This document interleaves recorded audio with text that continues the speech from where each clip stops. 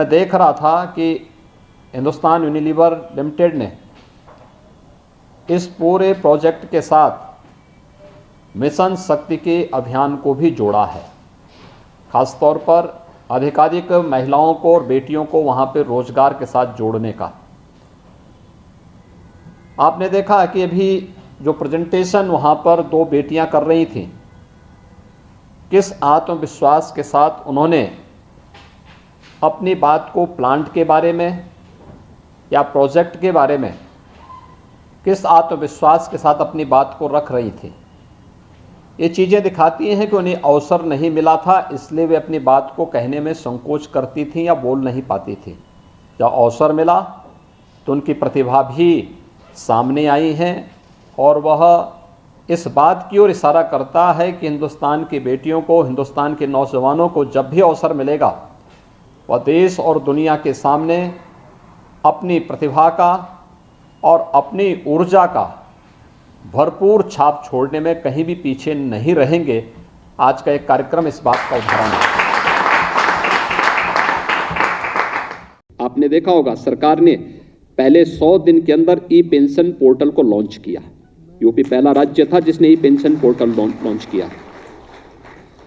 सारी समस्या का समाधान पहले से अपने आप ऑटो मोड पर होता हुआ दिखाई दे, और यह अपेक्षा मैं रखता हूं कि ऑटो मोड आपकी टेबल में भी होता हुआ दिखाई दे, बार बार किसी को ना आना पड़े। क्योंकि मैं देखता हूं कि जो कर्मचारी जिसको ज्यादा परेशान करता है उसी को रिटायरमेंट के बाद भी ज्यादा परेशान होना पड़ता है।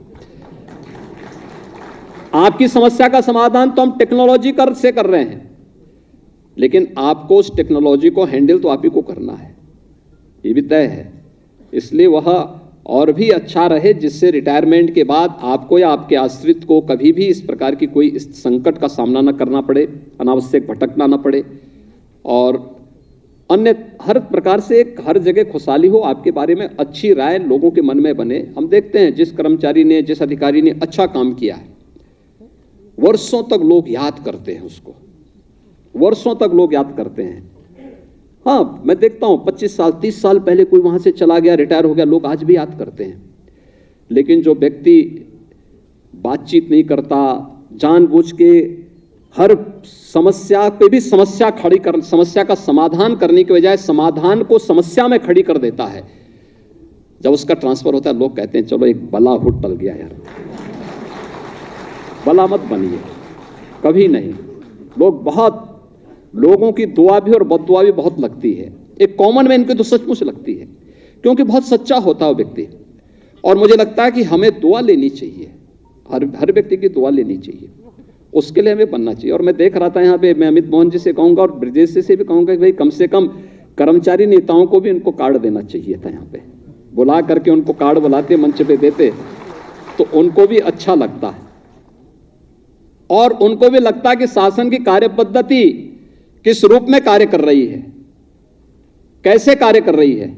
ये डिमांड नहीं की। देखिए, हमारे चुनाव हुए 10 मार्च को परिणाम आए थे, पता नहीं और लोगों को क्या विश्वास था क्या नहीं था, लेकिन मैं पहले से जानता था कि हमारी सरकार फिर से आ रही है।